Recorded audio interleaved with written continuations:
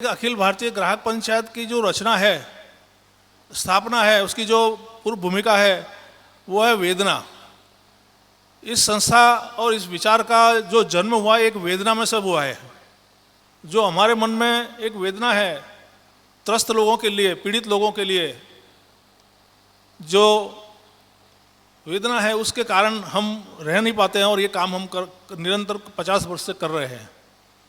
कितनी बार ऐसा प्रश्न होता है विवेकानंद जी जो है उसको और ग्राहक को क्या निस्बत है, जो हमने विवेकानंद जी को आदर्श एक व्यक्ति करके रखा हुआ है। अपने हर एक कार्यक्रम में हम विवेकानंद जी का चित्र रखते हैं, उसका पूजन भी करते हैं।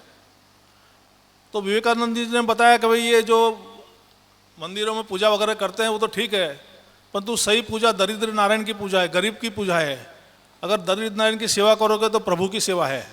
तो वही काम ग्राहक पंचायत कर रही है और इसलिए ग्राहक पंचायत ने स्वामी विवेकानंद को अपना आदर्श रखकर और हम 50 वर्ष से काम कर रहे हैं।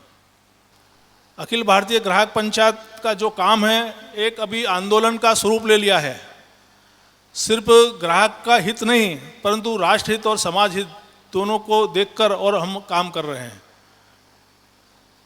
तो इस प्रकार का एक ग्राहक आंदोलन हम चला रहे हैं।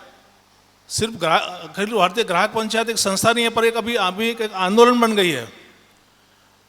अगर भारतीय ग्राहक आंदोलन को समझना है, भारतीय ग्राहक आंदोलन में शब्द इसलिए ऊपर कर रहा हूँ कि विदेश में भी ग्राहक आंदोलन चल रहे हैं, पर उनका लक्ष्य क्या रहता है?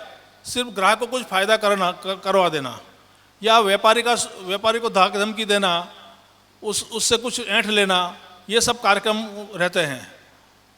जबकि हमारा जो ग्राहक आंदोलन है, भारतीय ग्राहक आंदोलन है, वो एक भारतीय चिंतन के ऊपर आधारित है। और इसलिए अगर भारतीय ग्राहक आंदोलन को समझना है तो अखिल भारतीय ग्राहक पंचायत के काम को आपको समझना ही पड़ेगा। ऐसी कोई भी संस्था नहीं है इस देश के अंदर जो भारतीय ग्राहक आंदोलन को हम समझ सके। तो इस प्रकार का अखिल भारतीय ग्राहक पंचायत का जो अपना संगठन है एक बहुत महत्वपूर्ण विचार को लेकर हम काम कर रहे हैं।